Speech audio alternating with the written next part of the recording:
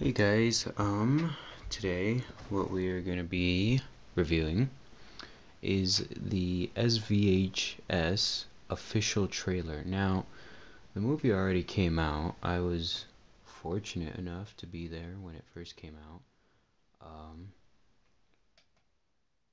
And that was at the Sundance Film Festival 2013. Went there with my school. Uh, so, let's jump right into it. Now, there may or may not be spoilers during this. I'm gonna be honest, because sometimes I tend to say something without realizing it. So, uh, if I do, well, too bad, so sad. So, the first part of S-Vhs is, well, they sure know how to kick something off. Uh, it's, I don't, so I honestly hadn't seen this, I had never been to Sundance, okay. I've never seen any S-Vhs films, and the thing about this movie is it's really, really fucked up in good ways, bad ways, and scary ways. Uh, the thing you gotta remember about Sundance is, and practically anything flies, okay? and this rule really, really applied to S-Vhs, and they the filmmakers themselves, they stun me with what they did in this video, and I'm actually editing the video as I speak. uh so I guess, well, the first one starts off, the first film, okay, the series of films. It starts off, oh, it seems like it's gonna be, for me personally, I thought it was gonna be something silly, and it wasn't. I the first They have jump scares, and the first jump scare, I almost shit myself. The second scare, I almost shit myself two times over, and everything about the first one was just so terrifying. And I'm sitting here thinking to myself, oh man, when is it gonna stop? Because apparently, what happened the night of this premiere, uh, the directors, the producers or whatever, they go to the film manager upstairs, the guy who manages the tech and whatever, and they say, hey man, can you pump up the volume just a tiny, tiny bit?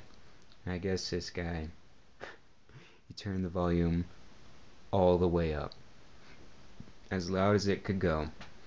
And so, the whole time, this theater is louder than a fucking artillery range. And, I mean, any little sound, any little creak, any little, you could hear a mouse fart 200 yards away with how loud they had the volume in there. And it was amazing. So, going back to the first one, what exactly they did is they incorporated a lot of jump scares mixed with some fucked up comedy, really dark comedy, and more jump scares, and a little bit of sex. So that was something to behold. The second one, I'm just gonna move right on here. The second one was pretty interesting itself. In the second one, if I remember right, I'm trying to remember the order without doing any spoilers. With this one, I'll just kind of do my personal opinion of the film, and the second one, I'll describe the films themselves and make sure I'm put a big spoiler alert on it. But what exactly they do is just the way they set up the film is very interesting. They go from dark dark comedy in a sense to bright dark comedy. It's hard to describe without spoiling it. So the best way to describe it is sunshiny dark comedy. And the second one is definitely a lot more fucked up than the first one. The first S-Vhs tape cassette, and because I haven't seen VHS, I never saw that one, and honestly, I'm not too interested in seeing it because, from what my friends have told me, it's strange and somewhat boring, so to speak. So, but the second one is interesting because they incorporate a lot of comedy with a really sad, depressing downtone, and by the end of that one, I was a little teared up in the sense that that I understood kind of what was going on. So that one was interesting, and like I said, I'll make another personal review explaining in detail what happens. So the third one is that one is just all out fucked up. Uh, completely. I mean that I was completely 100% mind fucked after seeing the third cassette, for the sole purpose that it was completely dark, very there was actually no comedy in it. Depending on your sense of comedy, me it's my sense of comedy is Jim Carrey, with his Ace Ventura, and but they really went overboard on that one as far as being very dark, depressing, uh, not so much sad. I mean, yeah, there was a sad sense of what had happened, but it was interesting.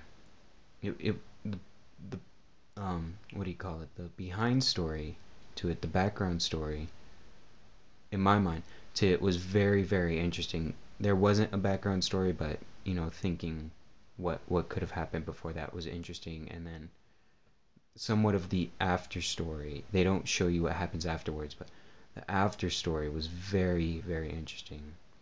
And then the fourth one, that was,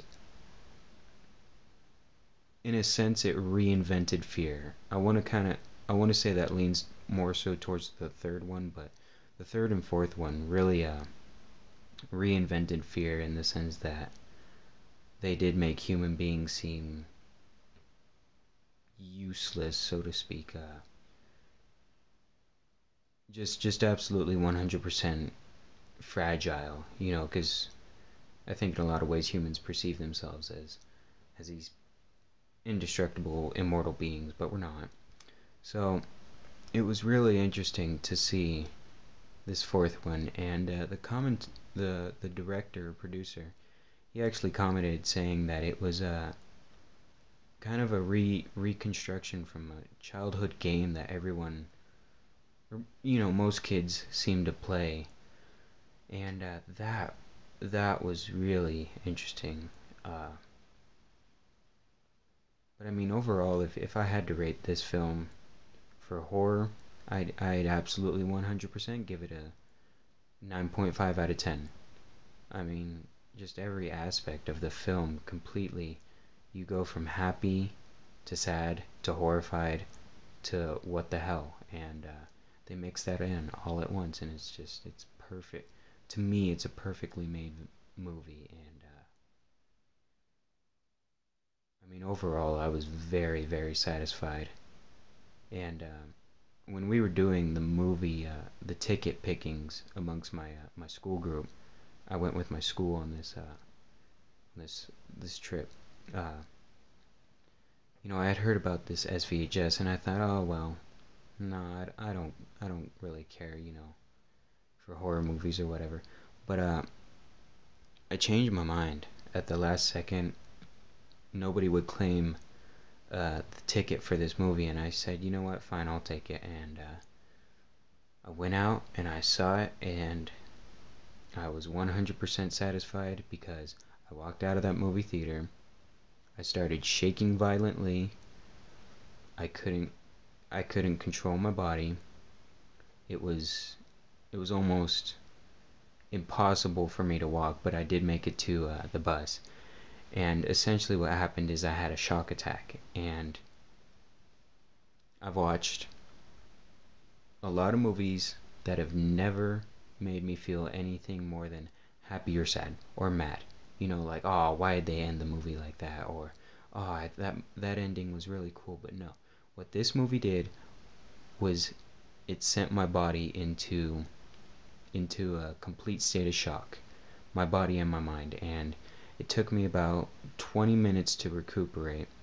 And the only way that happened was getting into the hot tub, and I sat in the hot tub for about an hour. So this film was undoubtedly one of the best films I have ever seen in my entire life, and if I could see it 1,000 times over, I would.